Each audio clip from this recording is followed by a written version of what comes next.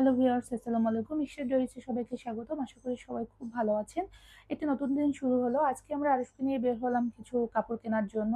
বাচ্চাদের নিয়ে সব মায়েদের মতো আমারও এই সমস্যায় পড়তে হয়। বাচ্চাদের কাপড় এত নোংরা হয় এবং বারবার নোংরা কাপড়গুলো ওয়াশ করার ফলে কাপড়ের সেই সৌন্দর্য থাকে না, কাপড়গুলো মলিন হয়ে যায়। যার জন্য কাপড়গুলো আর পরানো যায় না। কিন্তু অনেকগুলো টাকা খরচ করে ব্র্যান্ডের কাপড় কেনাও সম্ভব হয় না। যার জন্য সবাই সবসময় খুঁজে থাকে যে সাশ্রয়ের মধ্যে বা কম দামের মধ্যে বাচ্চাদের কাপড় কোথায় পাওয়া যায়।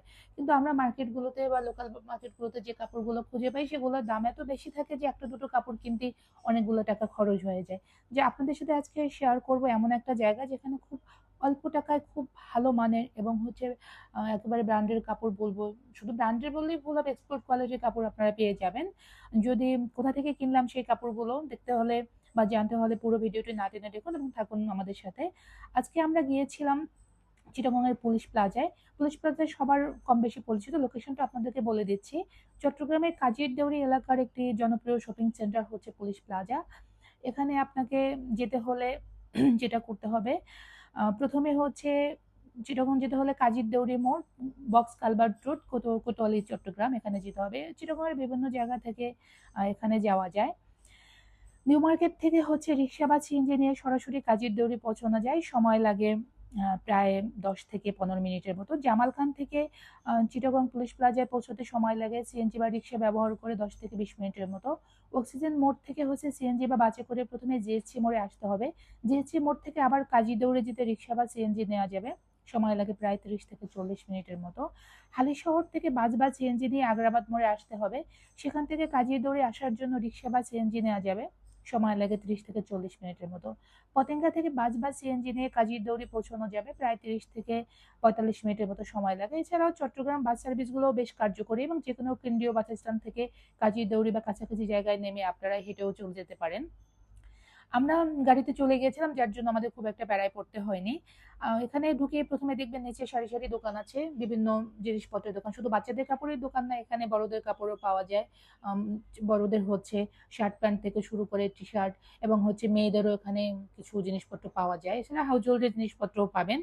আম এখানে আপনাকে যেটা করতে হবে, প্রথমে দোকানগুলো আপনি একটু ঘুরে দেখবেন।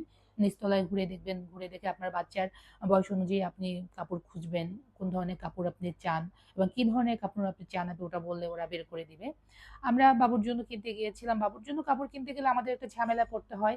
কারণ ওর বয়স যদিও ১০ মাস, কিন্তু ওর জন্য আমাদের ১ বছর প্লাস কাপড় কিনতে হয়। আবার যেটা ১ বছর প্লাস অনেক সময় বড় হয়ে যায়। অনেক খুঁজে নিচতলায় কাপড় পেলাম না। নিচতলায় যে কাপড়গুলো ছিল সেই কাপড়গুলো আমার খুব একটা পছন্দ হয়নি, যার জন্য দোতলায় গেলাম। এখানে কয়েকটা দোকান দেখার পরে একটা দোকানে আসলাম। এখানে টি-শার্ট গুলো খুব সুন্দর ছিল। ওনাদেরকে বাবুর বয়স বলার পরে ওনারা কাপড়গুলো বের করে দেখালো এবং অনেকগুলো কালার ছিল। ফুল হাতা টি-শার্ট নিলাম, সামনে শীত আসতেছে। শীতের সময় এখন অল্প রাতের বেলা ঠান্ডা পড়ে যায়। বাচ্চার জন্য একটু আগে প্রিপারেশন নিতে হয়। কারণ তখন মার্কেটে এত ভিড় থাকে আর তখন এসে বাচ্চাদের কাপড় কেনাটাও একটু ঝামেলার মধ্যে পড়ে যেতে হয়। এজন্য আগেভাগে আসলাম কাপড় কেনার জন্য। এখানে বেশ কয়েকটা কাপড় দেখলাম, কিন্তু এটা আমার বাচ্চার থেকে সাইজ একটু বড় হচ্ছে। কাপড়গুলোর পরনে খুব একটা ফিট করবে না। যার জন্য আমি একটু ছোট কাপড় খুঁজতেছিলাম। ওরা খুঁজে বেশ কয়েকটা কালারের, এখানে অলিভ কালারটা এত চমৎকার ছিল, আমি এটা বাচ্চার জন্য নিয়ে নিচ্ছিলাম এবং এটা ওর পুরোপুরি ফিট করছিল। এরপর ওর জন্য কিছু ট্রাউজার খুঁজতেছিলাম, লং ট্রাউজার। কারণ শীত আসতেছে, শীতের জন্য কিছু কাপড় আগেভাগে কিনে রাখলে তখন খুব একটা ঝামেলায় পড়তে হয় না। তো নীল একটা ট্রাউজার ওরা প্রথমে দেখালো। ট্রাউজারটা খুবই সুন্দর ছিল এবং ফেব্রিক্সটা এত ভালো ছিল, আমার তো দেখেই পছন্দ হয়ে যায়। কিন্তু এটা আমার বাচ্চাকে সাইজে আসবে না বলে আমি বলছিলাম যে একটু বড় সাইজের কিছু দেয়া যায় কিনা। তখন ওরা খুঁজে বেশ কয়েকটা কালার দেখালো। এই কাপড়গুলো আপনি পেয়ে যাবেন মোটামুটি ২০০ থেকে ৳৩০০ মধ্যে। অনেক দরদাম করে আমি ৳২৫০ করে এগুলো নিয়েছিলাম। আপনি এগুলো বাইরে কিনতে গেলে আপনার ৳৩০০-৪০০ নিচে আপনি কিনতে পারবেন না। আর টি-শার্ট গুলোও আপনি মোটামুটি ৳১৫০ থেকে ৳২০০ মধ্যে আপনি পেয়ে যাবেন। কিন্তু আপনাকে এখন দরদাম করতে হবে। দরদাম না করলে এখানে আপনি কিনতে পারবেন না। ওখানে মোটামুটি আমি ৫-৬ টা ট্রাউজার নিয়েছিলাম। এরপরে আমরা এখান থেকে সবকিছু নিয়ে চলে গেলাম বাচ্চাদের জন্য আরো কিছু ফুল হাতার টি-শার্ট নেয়ার জন্য। পাশের দোকানে গিয়ে ওখানে একটা ছোট বাচ্চা দোকানদারি করছে, বাট ওখানে খুব সুন্দর কাপড় ছিল।